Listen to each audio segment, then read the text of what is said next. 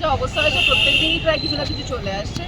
রেস্টুরেন্টসগুলো তো সার্ভিস দিতে পারছে না। আমি রাতে আমার রান্নাঘরের কথা বলবো, কালকে আমরা সবাই কাঠের চালে আমাদের শুটিং এর রান্না গ্যাসে হয়েছে, ছিল সিলিন্ডার, বাট আমাদের পুরো ইউনিটের রান্না কাঠের চালে হয়েছে। আমাদের 3:30টার সময় লাঞ্চ ব্রেক হয়েছে, which is very unfortunate। আর আমার নিজের বাড়িতেও সিলিন্ডার নেই, জানি না কি হবে। রাইস কুকার কিনছি, ইন্ডাকশন ছিলই, আর আমি ভাবছি এখন অন্য কি ভাবে রান্না করা যায়।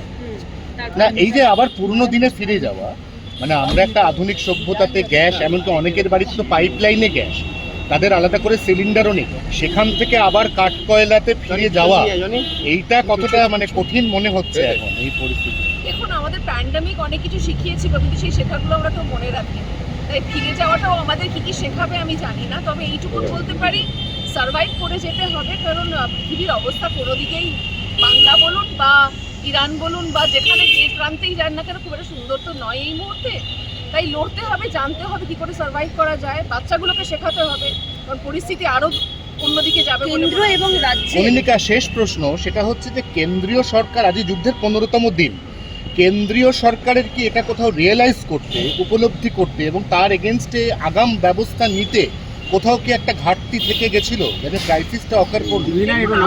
আমি এইটুকুন বলতে পারি, আজকে এতগুলো দিন যুদ্ধ চলছে, আমি বাড়ির সবকিছু সামলাই, তা সত্ত্বেও গ্যাসের সিলিন্ডার যে নেই সেই দিকটা সামলাতে পারবেন না, আরো বাকি দিক সামলাতে হচ্ছিল।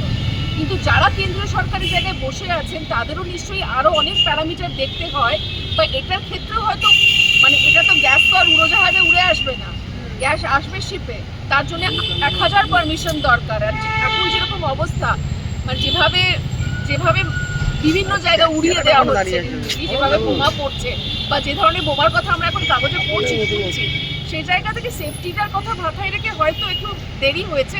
আমার মনে হয় আমরা জনসাধারণ হিসেবে এইটুকুন বলতে পারি, কি করে আমরা সার্ভাইভ করবো, কি করে আমরা দিনগুলো কাটাবো, সেগুলো আমাদের একটু ভেবে নিতে হবে। আমি বলেছি যে যা হোক করে আমার বাড়িতে সিলিন্ডার নেই, লাস্ট সিলিন্ডারে কিছুক্ষণ মানে কিছু দিন হয়তো 2-1 দিন চলবে। তারপর আমি যেহেতু রান্না বান্না করি, আমাকে ভাবতে হবে, রাইস কুকার কিনেছি, ইন্ডাকশন আছে, আমার ওভেন আছে, ওই দিয়ে যা হোক করে চালাবো। আমাদের বিভিন্নভাবে চেষ্টা করতে হবে, কাঠের জাল হলে কাঠের জালে রাঁধবো। সেটগুলোর কি পরিস্থিতি, শুটিং সেটগুলো যেখানে কালকে যেটা ঘটেছে, কারণ আমাদের পুরো রান্না বান্না কালকে কাঠের জালে হয়েছে, হয়তো 2টো রান্নাই হয়েছিল এবং আমরা সবাই অনেকক্ষণ না খেয়েছিলাম। আমারটা ওরা বাইরে থেকে এনে দিয়েছিল, কিন্তু আমার রীতিমতো অসুবিধা হয়েছিল। আমাদের সবার একসঙ্গেই লাঞ্চ ব্রেক হলো এবং ওদের চিকেন এবং ভাত করা হয়েছিল। ঠিক আছে, একটু কষ্ট করবো। মানুষ একটু প্যানিক বাইং করছে, অনেকে বলছে ব্যাপারটা কি আপনি নিজে যেরকম মনে করছেন? হ্যাঁ, সেটা তো হয়, যে কোনো যুদ্ধের আগে, যে কোনো প্যান্ডেমিকের আগে প্যানিক বাইংটা হয়। আমার যেমন বারবার মনে হচ্ছে যে যুদ্ধের এখানে কোনো এফেক্ট করে বাজার কিনে রাখি, সেটা সকলেরই হয়, সেটা নর্মাল।